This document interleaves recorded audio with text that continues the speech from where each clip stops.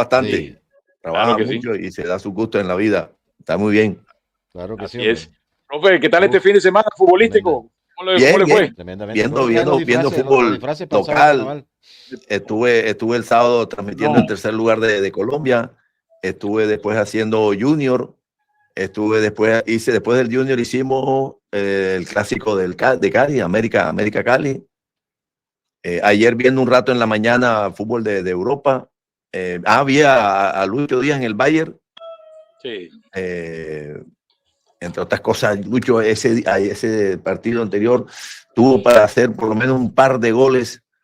Ahí no terminó de resolver bien la jugada, pero siempre es un jugador que, es decir, usted puede decir de Lucho Díaz, nunca no, pero casi nunca podrá decir, Lucho Díaz no tuvo ninguna jugada de peligro, ninguna jugada de gol, o no creó una jugada de peligro. O sea, independientemente que la haya resuelto mejor, o a veces no tanto, pero el 99% de las actuaciones de Lucho Díaz en un partido de fútbol siempre tendrá alguna situación de peligro. O sea, no se va inadvertido. No se va que, oye, Lucho Díaz jugó, pero ¿cuántas jugadas de peligro creó? No, se la pasó fue en el medio del campo tocándole. No. Lucho Díaz es sinónimo de peligro. Sinónimo de peligro. Es cierto que a veces no las concreta del todo bien, pero ha mejorado en ese aspecto. ¿Te acuerdas, William? Una vez hicimos un programa cuando Lucho Díaz estaba en Barranquilla, en el Junior, y entonces la crítica era que Lucho Díaz no hacía goles, que llegaba, generaba peligro, pero y yo me acuerdo que William dijo, no, pero déjalo, que él está ahí evolucionando, va creciendo. Y si ya en aquel momento hubiera hecho la cantidad de goles que tuvo en las situaciones, ya desde ese momento lo hubieran vendido enseguida para Europa inmediatamente. Ha ido evolucionando y ha ido mejorando muchísimo. Seguramente lo hubieran vendido por mucho menos dinero que el que lo vendieron. Ahora, claro. Javier, a propósito de eso, en estos días tocábamos precisamente el tema, o yo no sé si lo tocamos fue a nivel interno del grupo, cuando nos referíamos que efectivamente en Junior no hay un jugador diferenciador, no hay un jugador que diga, mira, este está en un nivel distinto, este pertenece a otro estrato desde el punto de vista futbolístico. No lo encontramos. Y decíamos precisamente que Lucho Díaz, desde el primer momento en que le dieron la oportunidad de jugar en la primera Junior, nos dimos cuenta que era un jugador de una élite distinta. O sea, más allá de esta circunstancia de la que habla, de que de pronto no tenía la regularidad ni lo que es hoy como jugador de fútbol, pero automáticamente se mostró de una, William, la calidad se mostró de una. Su rasgo, sus movimientos, su arrojo, esa rebeldía y ese no tenerle miedo al ridículo en ningún momento, ya tú sabías que él iba a ser un jugador de una esfera completamente distinta a la nuestra. Entonces, bueno, y la realidad, pues, la vida y el tiempo ha demostrado exactamente eso. Oye, también me quedé ayer viendo un rato el segundo tiempo, especialmente porque el primer tiempo en la hora de la tarde estaba haciendo alguna diligencia ahí, pero vi el segundo tiempo de la final del sub-20 de Marruecos, quedando campeón Marruecos. ¿Ve usted? Un equipo que viene haciendo algo está haciendo en su organización allá para que el otro en el Mundial de Qatar llegó a ser cuarto, ¿no? El cuarto. Sí. Pero Javier, bueno, qué bueno que tocas el tema porque precisamente te iba a interrogar sobre eso.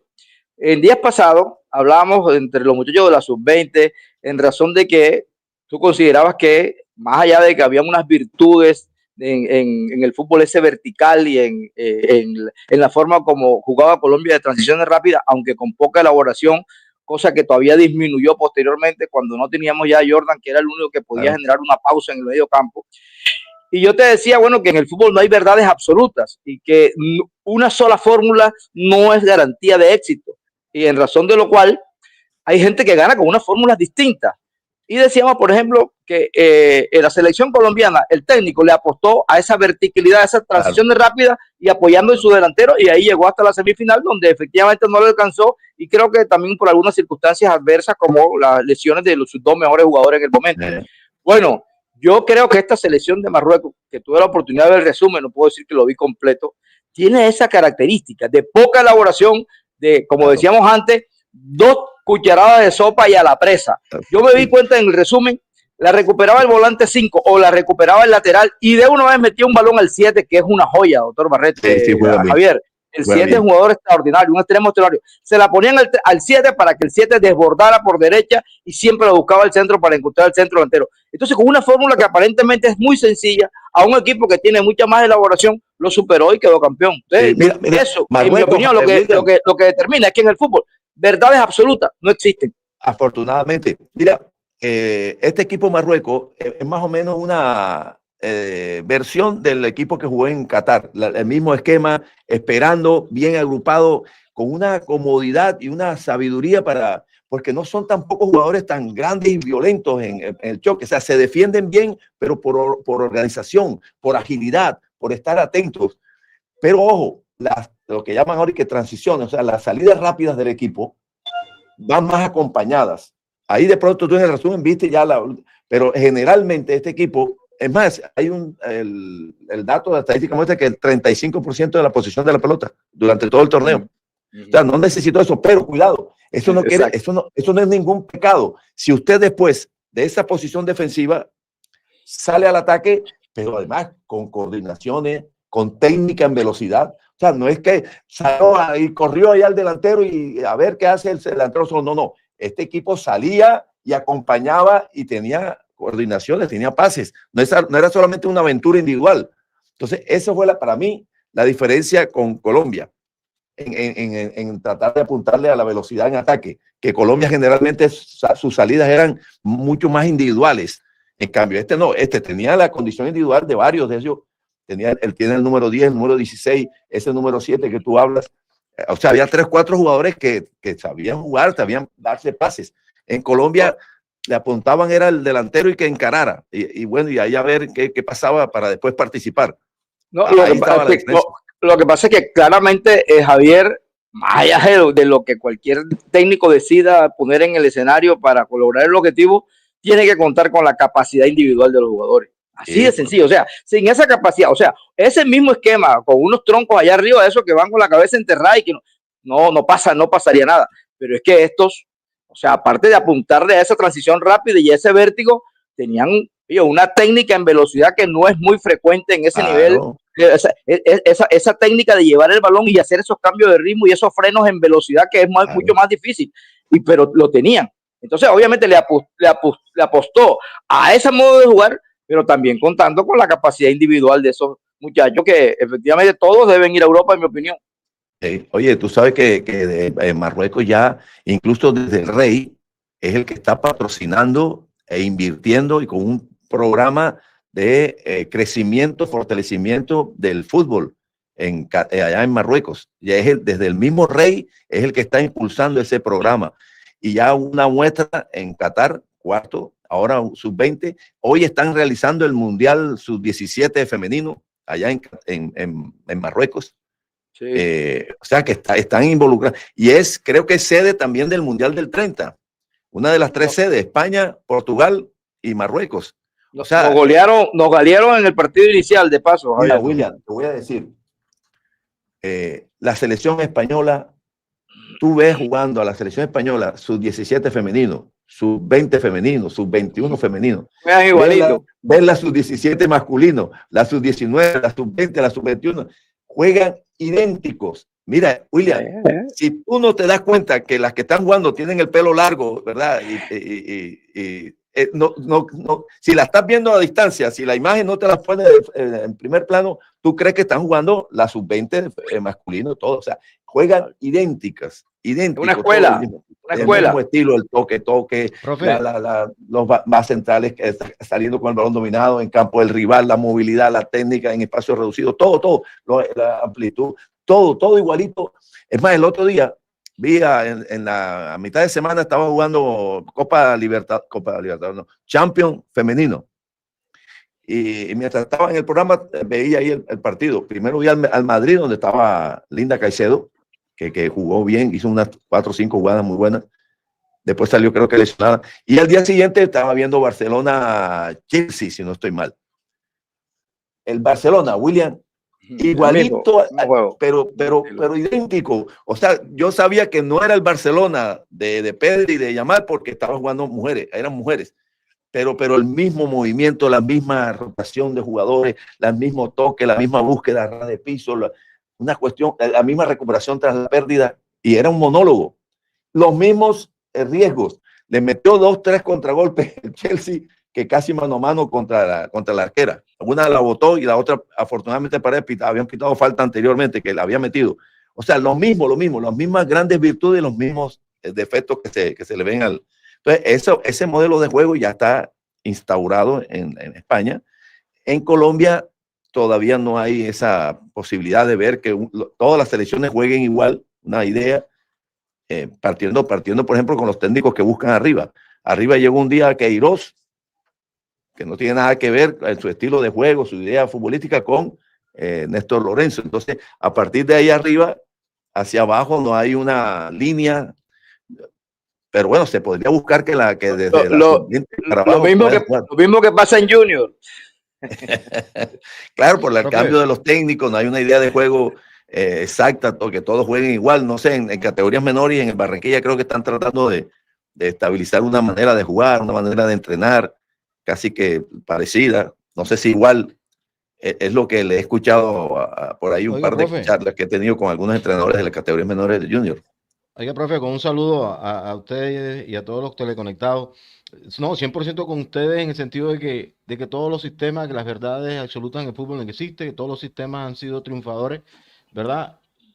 Pero la gran, digamos, una de las mejores gestiones o la gran gestión precisamente de los cuerpos técnicos y cuerpos directivos, como en el caso de España, donde toda una serie de jugadores juegan a un sistema, es que esa gente seleccione a los jugadores para eso. Para el sistema que quieren jugar, para la forma como quieren jugar, la forma como sienten el fútbol. Nosotros teníamos ejemplos acá, usted se acuerda muy bien, Javier, que desde la selección Antioquia había una forma de juego, y ese juego llegaba hasta el Atlético Nacional. Era algo que desde la selección Antioquia. Creo que en el Atlántico existió también. Usted sabía cómo jugaba la selección Atlántico, y ese fútbol el que siempre jugó, digamos, las categorías aficionadas y amateurs aquí, y llegaban a Junior con ese ADN futbolístico.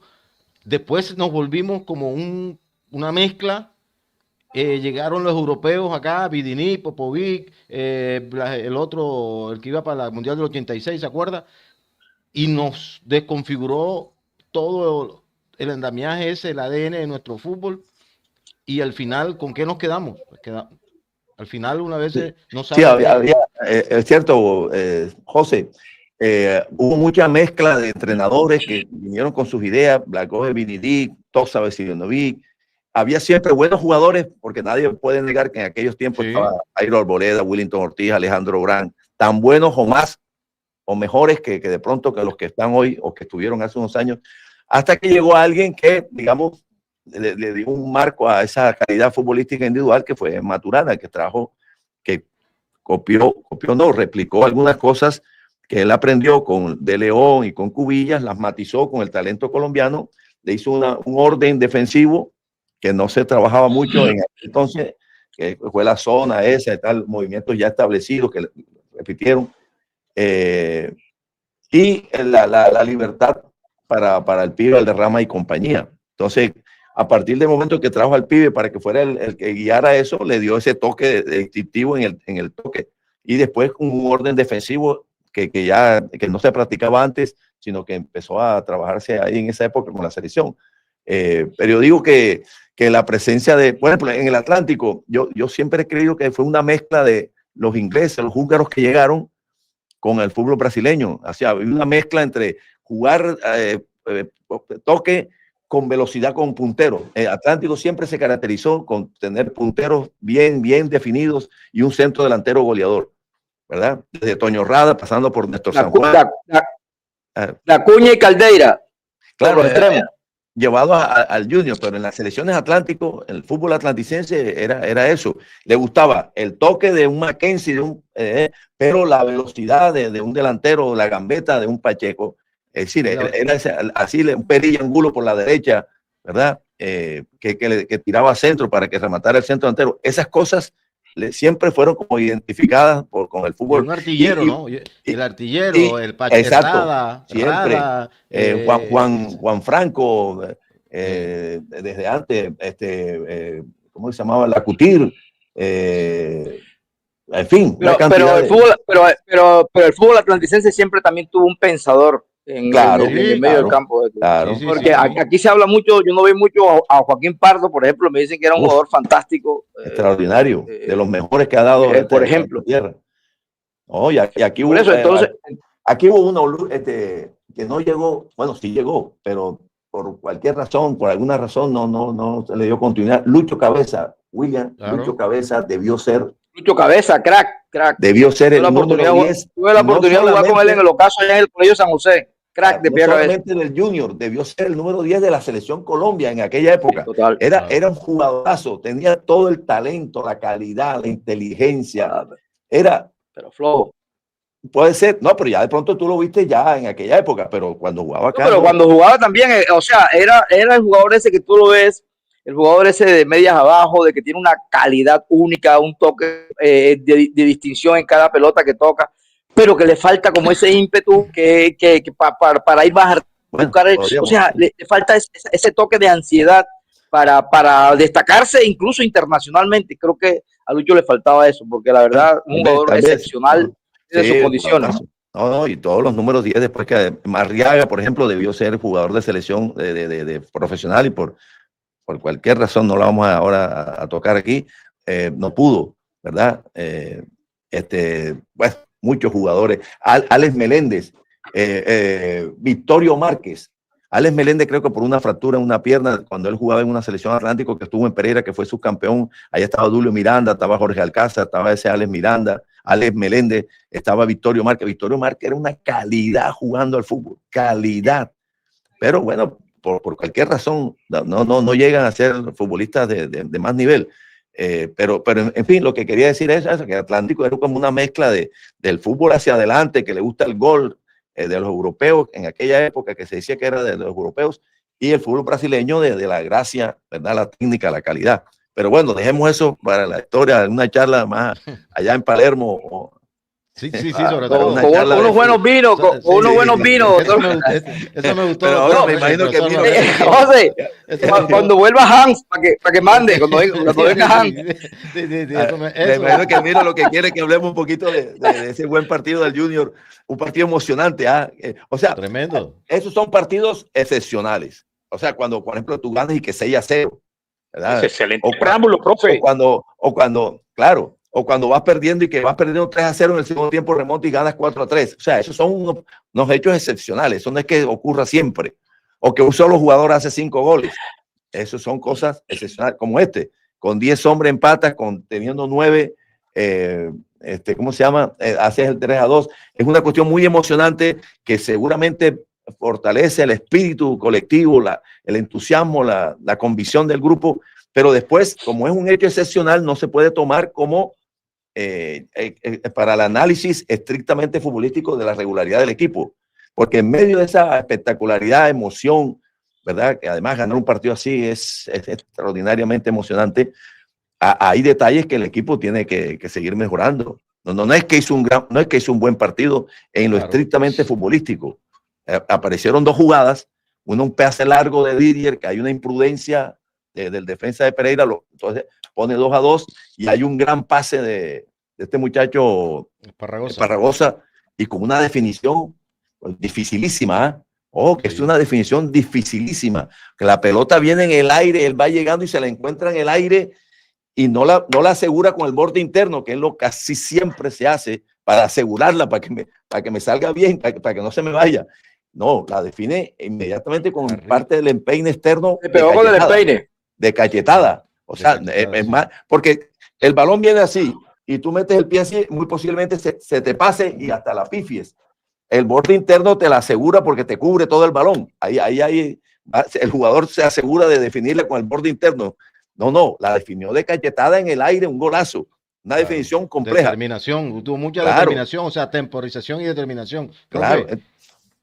Con respecto al partido, de pronto usted vio el partido como de pronto lo vimos muchos de nosotros muy condicionado por la situación del planteamiento de Dudamel en el primer tiempo, muy condicionado a esa férrea defensa, ¿verdad? y bueno, y accidentalmente el tema de ir en desventaja y quedar con un solo hombre, casi que el segundo tiempo lo que uno esperaba sucedió, que era que el equipo con su orgullo, su ego y su ímpetu, ¿verdad? Le pusiera clara yema a lo que tenía que hacer porque había que superar. Sí, por supuesto. Primero es que recibe 2 golpes muy seguidos. Finalizando el primer tiempo, expulsan a Rivera. Toda de Rivera. La primera, claro, primero la pierde, después se confía y no se da cuenta que viene, entonces la echa hacia adentro como si estuviera jugando en el patio de su casa, se la roba a Pacheco y expulsión.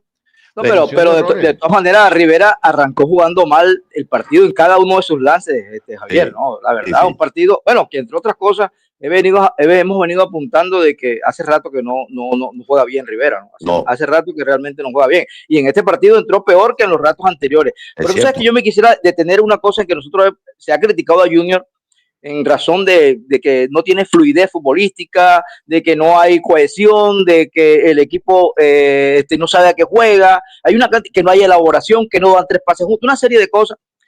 Y yo me quedé reflexionando sobre la primera jugada de Junior en el minuto 6.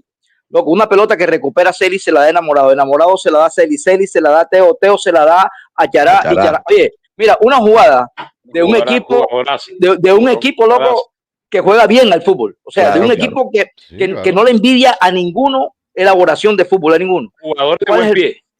De jugadores de buen pie, pero con una sutileza con que jugaron esas 4, 5, 6 lances, loco, entre Celi, Enamorado, Teo y Chará. Una vaina, la verdad, de fútbol de altísimo nivel. Pregunto yo, o sea, ¿qué pasa? ¿Cuántas veces la repitieron? Que eso es exótico, exactamente. Claro. Pero tú tienes que pensar en una cosa, Javier. Si se puede hacer eso una vez, tienes la capacidad para hacerlo 2, 3, 4, 5. O sea, no es que no tengas la capacidad, no eres tan torpe de no hacerlo, lo puedes hacer. El problema está en la secuencia de hacer jugadas como esa, porque después volvimos a hacer el Junior ese confundido. La pretensión, el ideal es que salgan de esas así, que termine con un remate en el palo o que terminen en gol. Ojalá haya 5, 6, 7, 8 por cada tiempo.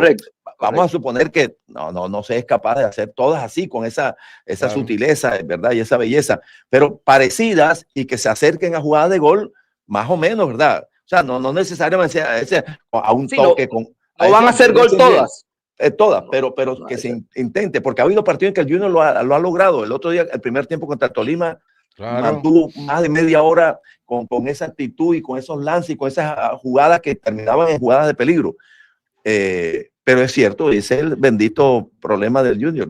¿Cuántas veces Javier, logra hacer ese tipo de jugadas? Profe, mi pregunta es el que el equipo sostenga ese ritmo, ese juego fluido, como dice William, ¿de qué depende? Es decir, ¿de un tema emotivo, un tema físico? ¿Es que el técnico tiene que estar encima de ellos recordándole la intensidad? O sea, porque pues ya ellos... Mire que no es problema físico, porque con 10 hombres, mire la actitud que tuvieron, con 10 hombres, ahora corrieron hasta el minuto 70, pero normal, lógico.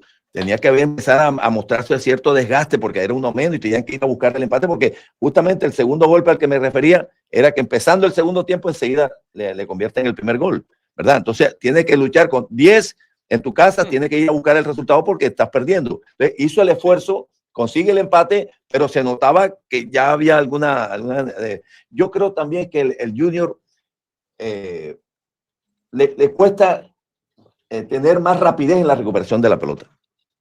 O sea, porque tú te desgastas más cuando el equipo rival te tiene la pelota y te empieza a mover, y entonces trabajan unos más que otros, porque el equipo no se agrupa bien o no es capaz de recuperar. Los últimos 35 minutos que le vi haciendo eso fue, repito, el día de Tolima. Claro. Que a partir de que el Tolima le hizo el gol, minuto 10, minuto 11, hasta el primer tiempo, así es como debería jugar el Junior.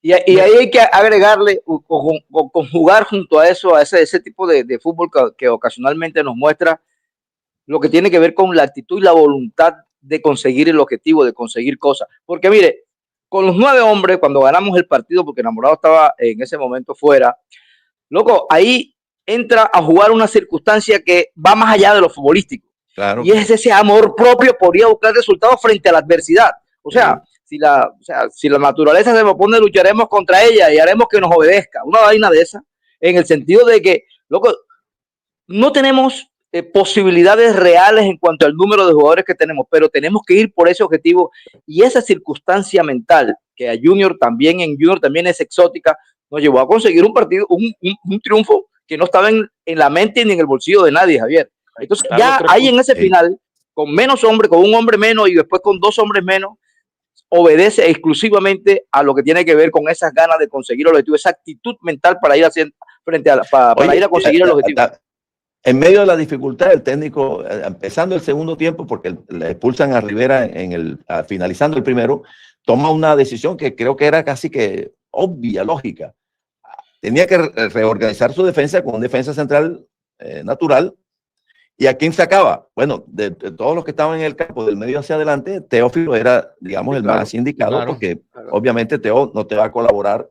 Aquí cuando tienes con 10, tienes que volverte 11, duplicando los esfuerzos de cada uno, aporta un poco más en las 2 fases y Teo no está para aportar en la fase defensiva.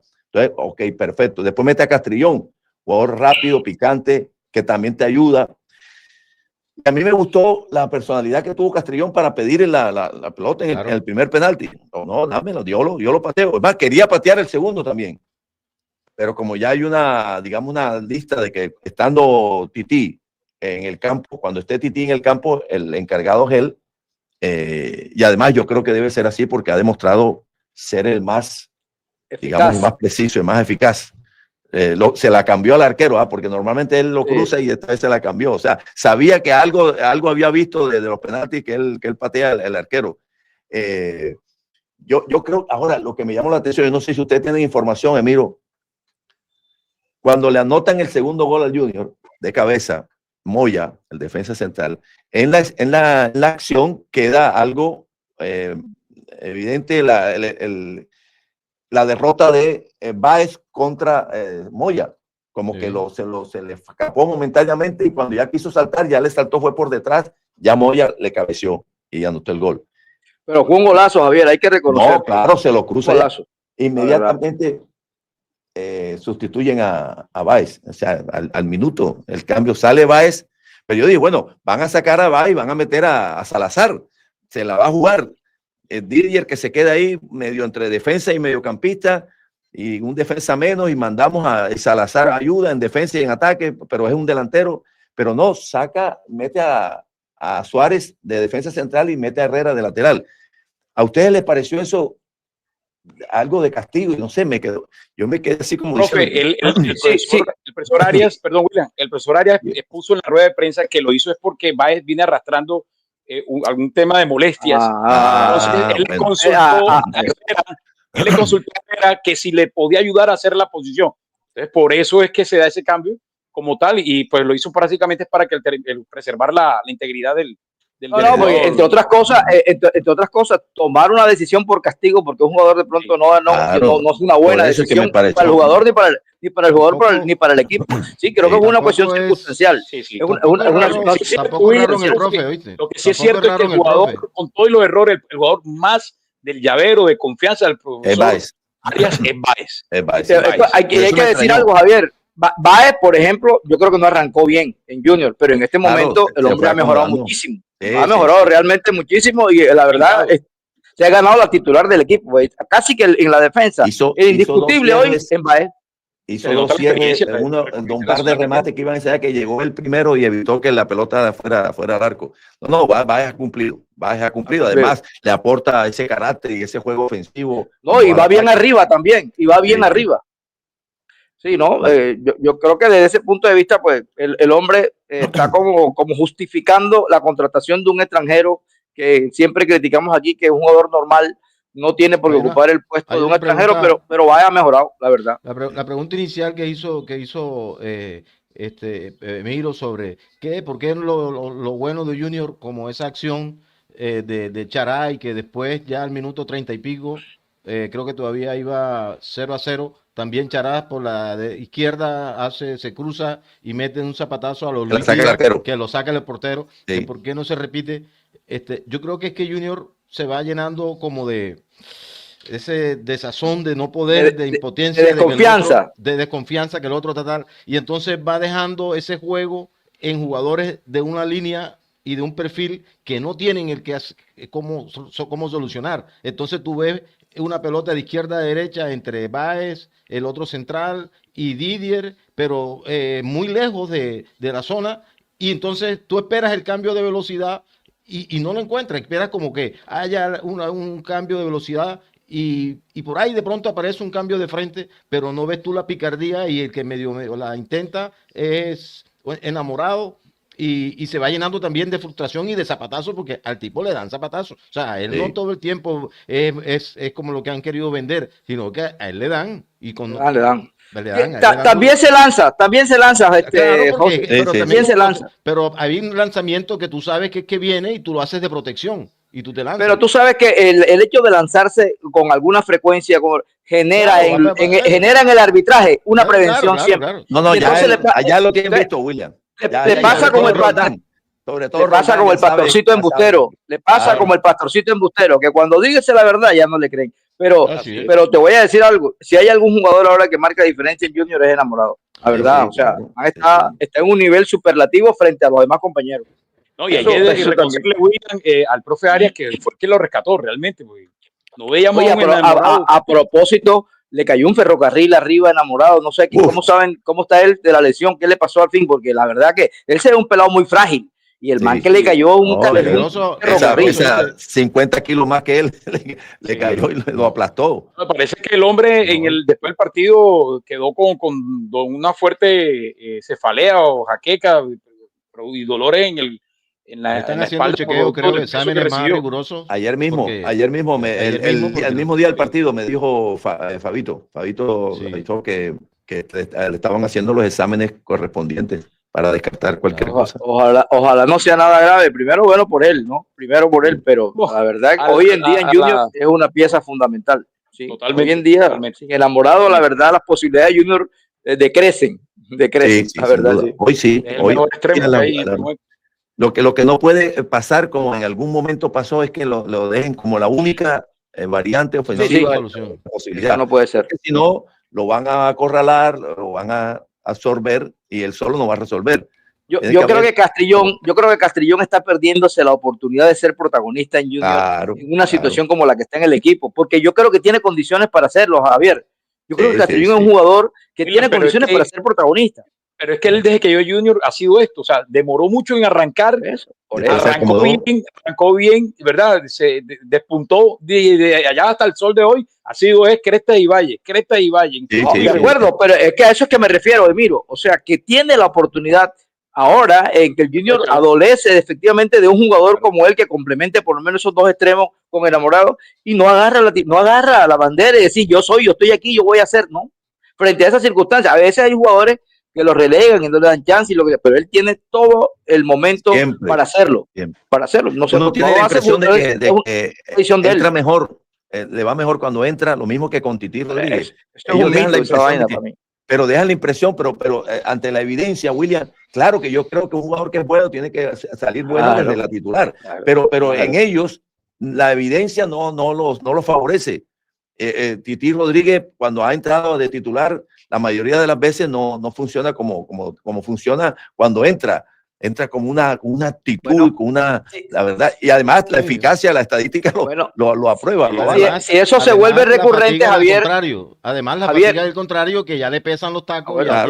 Eso es importante, pero si eso se vuelve recurrente, porque Tití, por ejemplo, para hablar del caso Tití, él no se ve un jugador cansado cuando entra ni mucho. O sea, él se ve que físicamente es un jugador que está bien. Entero, cuando eso se vuelve recurrente, que se vuelve ya como una constante de que no, él no es bueno sino faltando 10 minutos, loco, tenemos que llegar a la conclusión de que ese es un problema ya de tipo emocional, de tipo mental, porque no hay una razón, porque ahora dice, no, lo que pasa es que él está nada más para jugar 20 minutos. Bueno, pero no, cuando tú lo ves que el hombre físicamente está bien y él no es viejo, o sea, es un jugador que lo que le está pasando es desequilibrio en cuanto a la actitud que tiene si sale de titular o si sale de suplente. Yo creo que pasa también son los momentos del partido. Generalmente cuando él entra en el segundo tiempo o algo, el equipo tiene una determinación de atacar, donde tiene un mayor volumen y donde le llegan más oportunidades.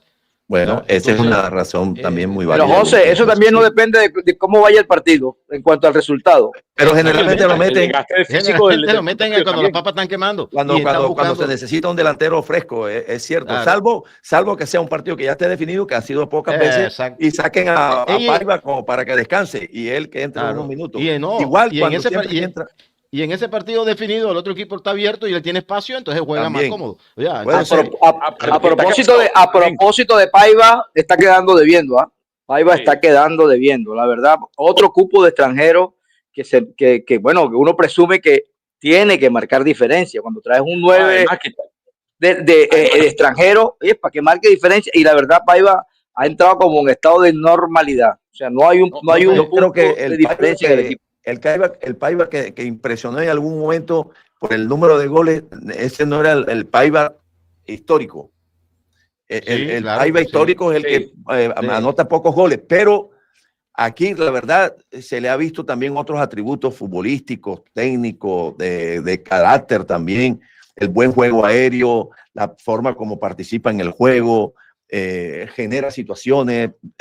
La verdad es un jugador que no es un delantero que te deja con 10, que nada más está a la espera de a ver si mete un gol. No, él interviene en todo el circuito y participa y gana en el juego aéreo y pelea a los defensas y juega bien, se sabe devolver una pared, no es torpe, no es rápido, no es hábil, no es rápido. Y tampoco creo, por su historial, que sea un super goleador o un buen goleador. Tuvo una rachita de unos buenos goles, pero creo que es más o menos la versión digamos, tradicional de él. Ahora, yo creo que futbolísticamente sí le aporta cosas al equipo, porque él no se desconecta del funcionamiento del juego. Pero Javier, pero si tú eres el 9 del equipo, hay un equipo como Junior, que en van 16 partidos, ¿no? Sí. Van 16 partidos, Junior lleva 30 goles, casi tiene un promedio de 2 goles por partido. Y si el 9 de tu equipo no tiene una mayor participación en esos 30 goles, tú tienes que cuestionarlo. Porque es precisamente más allá de que de pronto entonces no sea un killer. Pero en el fútbol de hoy, cuando tú ves los equipos que tienen una consolidación. ¿Cuántos goles tiene William él? ¿Cuántos goles tiene él? No sé, miro, no sé exactamente. Puede ser. Entonces, por eso te digo, si para un equipo que tiene 30 goles, que a propósito, la frecuencia goleadora de Junior no es mala, más allá de todo lo que se cuestiona, su fútbol y ese tipo de cosas, la frecuencia de goleadora de Junior es buena. Incluso creo que es el segundo detrás del Medellín, que creo que tiene 33 goles, o sea, solamente 3 goles debajo del Medellín, que es una frecuencia que en el fútbol colombiano de casi 2 goles por partido es buena.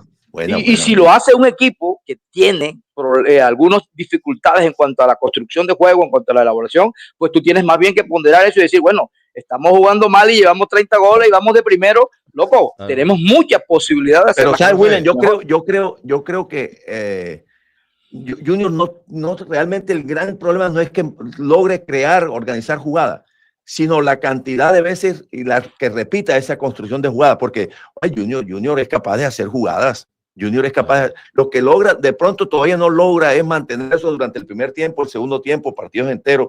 Generalmente, algún día sí lo logró un poquito más, pero que Junior sea capaz de crear una jugada, de mandar una jugada, claro que la puede hacer. Sí, claro. y lo logra.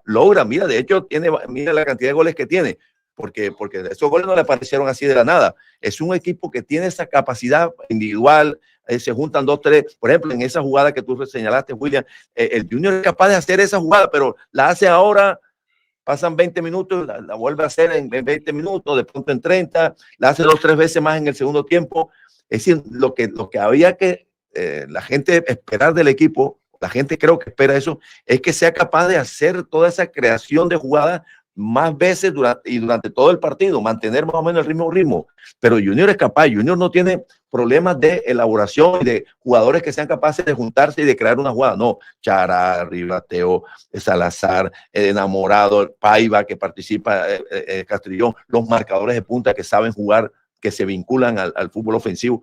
Estamos hablando de casi todos los jugadores del medio hacia adelante son capaces de juntarse y de tener la buena técnica para construir una jugada. Lo que pasa es que no la hacen con la continuidad que seguramente... Con la frecuencia que se necesita. Profe, Claro. aquí, profe, no, espérate un momentico, ¿qué pregunta para usted? Aquí uno de los oyentes preocupado está desde hace rato haciendo la pregunta que si usted es obra y gracia y el espíritu goleador y todo lo que usted tenía como futbolística de Eleno Gutiérrez.